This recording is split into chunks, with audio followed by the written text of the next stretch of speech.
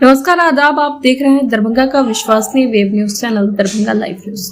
दरभंगा से आई एक चौंकाने वाली खबर की ओर, जहां एक मृत घोषित युवक 2 महीने बाद जिंदा लौट आया है।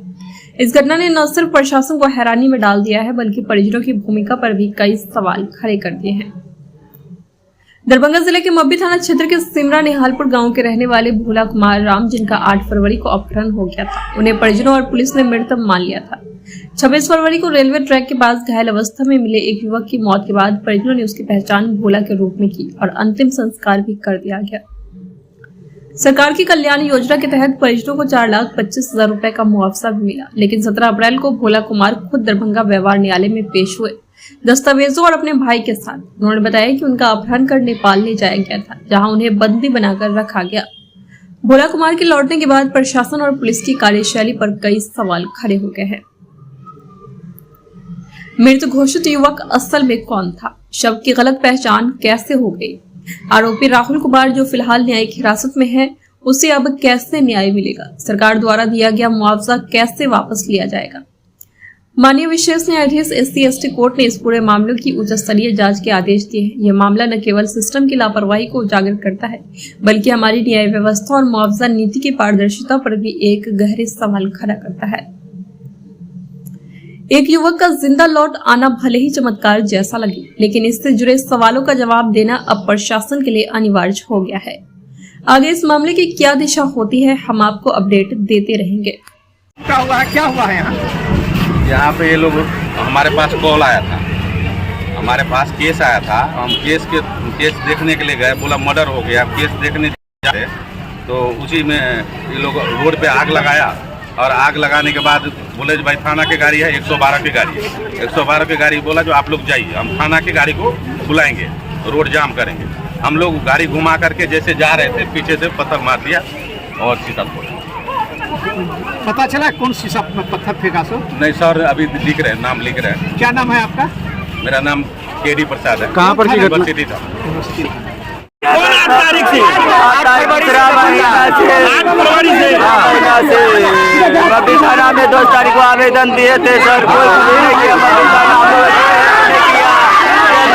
जो है दूना का काम करता था, टाइम पर गया था काम करने के लिए। वो हम खोजबीन किए 2 में 10 तारीख को मब्बी थाना को आवेदन दिए। SP ऑफिस में 21 तारीख के फोन आया हमको फिरौती का कि आपका भाई मेरे अंदर में 15,000 रुपया ऑनलाइन मारिए। 21 फरवरी को 21,000 रुपया 15,000 रुपया जो है आप ऑनलाइन मारिए। 40,000 रुपया कैश लेके आइए, आपको भाई देंगे। सिल्लीगुड़ी मब्बी थाना कोई खबर दिए, मब्बी थाना हमको कहा कि सिल्लीगुड़ी आप अकेले चले जाइए। उसके बाद भी गए और सिल्लीगुड़ी जाने के लिए SP ऑफिस में भी जो 23 तारीख के हम आवेदन दिए, SP ऑफिस से भी कोई खबर हम लोगों को नहीं मिला। प्रशासन यदि खोजबीन करता तो मेरा भाई का ये हालत नहीं होता सर। हम लोगों को अति चाहिए सर, इंसाफ चाहिए मेरा भाई का। आपका भाई कहाँ मिला है? मेरा भाई बेटा के उस पार पटरी के पास मिला। पटरी पे मिला। किस स्थिति में मिला?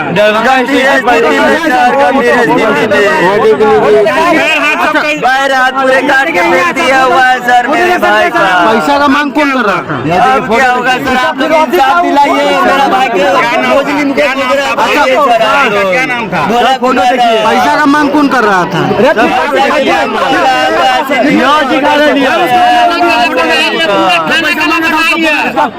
5,000 रुपया भेजे सर मेरे पास, उसका नंबर है। थाना में आवेदन दिए?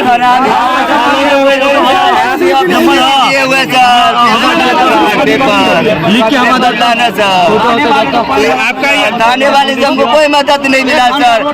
थाने वाले से कोई मदद नहीं मिला। रंजीत कुमार जो है एक लड़का आजमनगर का, वो बोला कि आपका भाई को मुजफ्फरपुर में देखे। उसके बाद जो हम उसको बोले कि मेरा भाई मुजफ्फरपुर बोला बस में गया, थाना वाला की सारा इन्फॉर्मेशन दिया, थाना वाला कुछ इंक्वायरी नहीं किया। अभी आपका भाई जो है हॉस्पिटल में ही है। हॉस्पिटल में सर डेड कर दिया, लाश नहीं दे रहा है सर। कौन बोला कि पोस्टमार्टम कर रहे हैं, पोस्टमार्टम कौन नहीं लाने दे रहा है? लाश दे रहा है, देखिए ना, कौन नहीं दे रहा है लाश? डॉक्टर नहीं दे रहा है। डॉक्टर क्या कर क्या रहा है? मांगा आप लोग का, क्या मांगे? डॉक्टर क्या बोल रहा है? आप लोग का क्या मांगे हो भैया? आज के घटनाक्रम में जो एक अपहृत जिसके बारे में प्रशासन ने मृत घोषित कर दिया था, आप उसके अधिवक्ता हैं, जी। क्या जानकारी आपको? मुझे आज मैं 10 बजे जब कोर्ट आया तो एक क्लाइंट आया, बोले कि सर जैसे से बात है, आज से करीब 2 महीना पहले 8 फरवरी की बात है, जो मेरा भाई अब गुम हो गया था, तो जिसके लिए मेरे पिताजी के द्वारा मब्बी थाना पे एक गुमशुदगी का मुकदमा दर्ज कराया गया। लेकिन पुलिस के द्वारा, मब्बी थाना के द्वारा लापरवाही के कारण जो है उसको मुकदमा दर्ज नहीं करके बल्कि सना दर्ज कर दिया गया। उसके बाद वो काफी दिनों तक खोजबीन किया। खोजबीन के क्रम में उसके पास, उसके भाई के पास एक अज्ञात फोन से कॉल आया कि तुम्हारा भाई जो है मेरे पास है, तुम 45,000 रुपया भेजो तब हम तुम्हारे भाई को छोड़ेंगे। लेकिन इस बात का फिर वो उसके द्वारा पुलिस को बोला गया, लेकिन पुलिस के द्वारा उस पर कोई कार्रवाई नहीं किया गया। फाइनली फिर के कुछ दिनों के बाद पता चला कि अललपट्टी गुमती के पास कोई अज्ञात लाश मिला है। उस अज्ञात लाश को डीएम से ले जाया गया, जहां पर जो है उसके परिजन को बुलाया गया और जबरदस्ती उससे पहचान कराया गया। जैसा उनके परिजन का कहना है, जो वो उस समय भी डीएनए टेस्ट की मांग कर रहे थे, जो नहीं ये मेरा भाई नहीं है, ये मेरा भाई नहीं है, मेरा फैमिली मेंबर नहीं है, जो आप इसका डीएनए टेस्ट कीजिए। लेकिन उसमें कहा गया कि नहीं, अगर आप इसको रिसीव नहीं करोगे तो मैं इसको अज्ञात घोषित कर दूंगा। तो फाइनली उन लोगों को क्या किया, उसको उस बॉडी को लोग रिसीव किए और दाह संस्कार किए। और उसी दिन 1/3/25 की बात है, तो उसी दिन डीएमसीएच में, जहां परिजन का कहना है, जो वहीं पे एक व्यक्ति के द्वारा आवेदन तैयार किया गया और उनसे सिग्नेचर करा लिया गया। और अभी कुछ दिनों के बाद फिर इनको पता चला कि नेपाल से इन जो बच्चा है भोला कुमार राम, उनके भाई के मोबाइल पर कॉल आया और फिर बोला गया, नहीं मेरा भाई जो है, आपका भाई जिंदा है। तो इसको विश्वास नहीं है कि इससे पूर्व में भी इसके भाई से जो है एक्सटॉर्शन के नाम पे 5,000 रुपया ठग लिया गया। तो ये विश्वास नहीं किया और सेवरल टाइम क्या किया, इन्होंने अपना मोबाइल को कट कर दिए।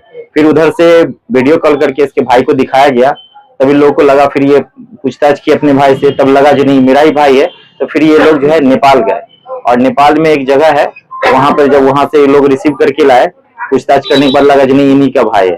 तो फिर ये आज आके कोर्ट में हमसे संपर्क किए, हमने इनका सारा डॉक्यूमेंट देखा, इनका आधार कार्ड, जो 10th का सर्टिफिकेट था वो, और भी डॉक्यूमेंट देखने के बाद हम, लिखा हुआ डॉक्यूमेंट उनका आधार कार्ड था और ये जो एफआईआर किए थे वो और पोस्टमार्टम रिपोर्ट वगैरह था, जिसमें भोला कुमार राम का पोस्टमार्टम था, मृत्यु प्रमाण पत्र था, जिससे लगा देखने से स्पष्ट है भोला कुमार राम मर गया है। और फिर जब मैंने उसका आधार कार्ड लिया और देखा और बच्चे का फेस मिलाया, उनसे बच्चे से पूछताछ किया तो सारी बात बताया, तब मैंने न्यायालय में SC/ST के न्यायालय में पिटीशन फाइल किया और जो 183 BNSS के स्टेटमेंट के लिए, और अभी बच्चे का 183 के स्टेटमेंट के लिए बच्चे गए। भोला राम है, इसका जो बड़ा भाई इसको लेने गया नेपाल, उसका प्रशासन की हेल्प क्यों नहीं ली, पुलिस को खबर क्यों नहीं दिया? देखिए, इनको इस बात का एप्रीहेंशन था, जिसको ऑलरेडी प्रशासन ने मृत घोषित कर दिया है, और इस चीज को इनको डर था, अगर मान लीजिए प्रशासन को देते हैं तो अगर प्रशासन इसके साथ कोई अप्रिय घटना कर दे तो फिर ये कैसे साबित कर पाएंगे जो वो जिंदा है, क्योंकि ऑलरेडी तो प्रशासन एक बार उसको मृत घोषित कर चुका है। देखिए, इसमें यहाँ पर ये आप हमको बताइए, भोलू क्या बताया? नहीं, भोलू क्या बताया, पहले ये बताइए उसने आपको क्या बताया? किसने? कि भोलू पूरा घटनाक्रम क्या बताया, कहाँ गया था, कैसे हो गया? अभी एक्चुअली क्या ना, बच्चे को जैसे लाए, मैंने मजिस्ट्रेट साहब के समक्ष जो है अपियर करा दिया है। होगा ना? नहीं, जहाँ तक बयान अभी सुना नहीं, क्योंकि बयान अभी हुआ नहीं है, इसलिए मैं बता नहीं पाऊंगा जो बयान में अभी क्या हुआ नहीं हुआ। जानकारी मिली? प्रथम दृष्टया तो लग रहा है जो नहीं, पुलिस का लापरवाही है, एक जीवित बच्चे को मृत घोषित कर दिया गया। आपने कहा है कि उसके पीड़ित ने, परिवार वालों ने कहा कि पुलिस ने जोर से, मतलब जोर जबरदस्ती से जी कहा कि ये तुम्हारा ही है, अगर नहीं मानते हो तो इसको हम अज्ञात घोषित कर देंगे, लावारिस लाश घोषित कर देंगे। यहाँ पर ये पॉइंट बनता है कि परिवार वाले लाश को शिनाख्त करके लड़का बनाया और फिर दाह संस्कार किया, तो क्या ये आम जनता इस तरह से कर सकता है? देखिए, एक्चुअली उसमें क्या, जो लाश था, जो परिजन का कहना है, जो उसका जो चेहरा था वो चेहरा पहचान में नहीं आ रहा था, और जो लाश का जो जिस तरह का जेस्चर पोस्चर था और ये जो लड़का है, दोनों का जेस्चर पोस्चर सेम ही है। और उसके बाद परिवार वाले बार बार बोल रहे थे नहीं बच्चे का डीएनए टेस्ट कराइए, मेरा भाई नहीं है, लेकिन प्रशासन ने डीएनए टेस्ट नहीं कराया और उनको जबरदस्ती लाश को सौंप दिया। देखिए, इसमें प्रशासन की लापरवाही है, प्रशासन कोर्ट के द्वारा प्रशासन पे कार्रवाई किया जाएगा।